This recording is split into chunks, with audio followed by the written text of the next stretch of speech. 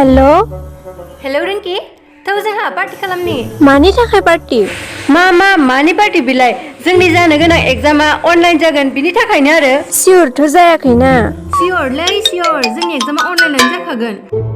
बेफोरबायदि कर'नानि सिटुएशनावलाय मा अफलाइन एग्जाम लागोन बिलाय अनलाइनानो जाखागोन एग्जामा बिजाबाव नायनाय लिरगोन आरो टप रिजाल्ट खालामखागोन आं टप रिजाल्ट खालामनायलाय स्टुडेन्टसफोरा आंनि गोदोनायाव बिबार माला गानहोगोन आरो आंनि गोदोनायाव आर'नाइबो होगोन लोगोसे सार्टिफिकेटबो होगोन आरो गासै स्टुडेन्टसफोरा आंनि थाखाय आखाइ खबगोन वाह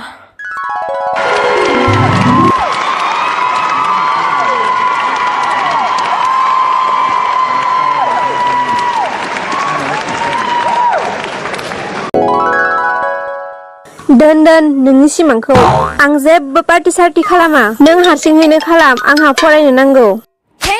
था नों फरायबाय था आं हारसिंनो पार्टी खालामगोन नाङा आंनो नोंसोरखौ ये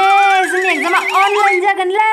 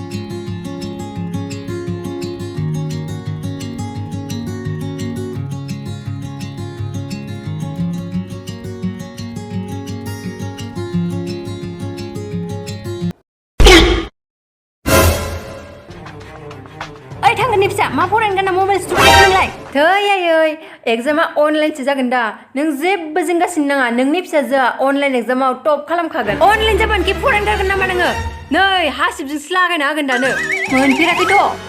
चुपचाप फरायनोबो फरायदो गथ' आरे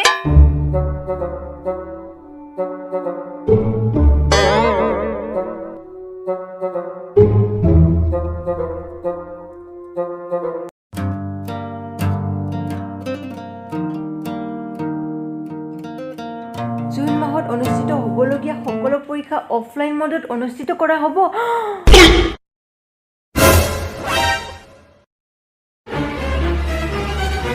जाबाय दाना मासो अनलाइन जागोन होननानै आं जेबोआनो बुङाखैमोन दा मा खालामबावनांगौ जाखो बहा नट्स मोनगोन थैबाय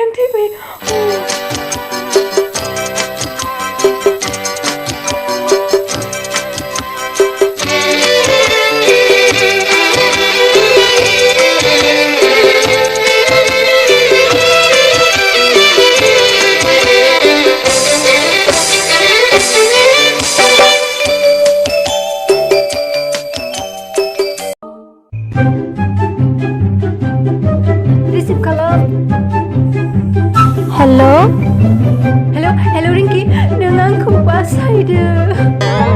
आंनाव जेबो नट्स गैया नों माबार थाबैनो आंनि WhatsApp आव नट्सफोरखौ पाठायहर आरे नोंनोलाय मानो नट्स नांगौ थां नों पार्टी खालामहैथां आरे चुप हालोद गाज्रि जाबाय आंना आंखौ आरो लासै दाफोनांसै आइया आंखौ सेन्देल माला गानहोगोन आं फेल जाबोला दे प्लिज थाबैनो WhatsApp आव हरदो आंनो नट्सफोरखौ दे जागोन दे WhatsApp आव पठायहरगोन आं दे थेंक इउ सो माच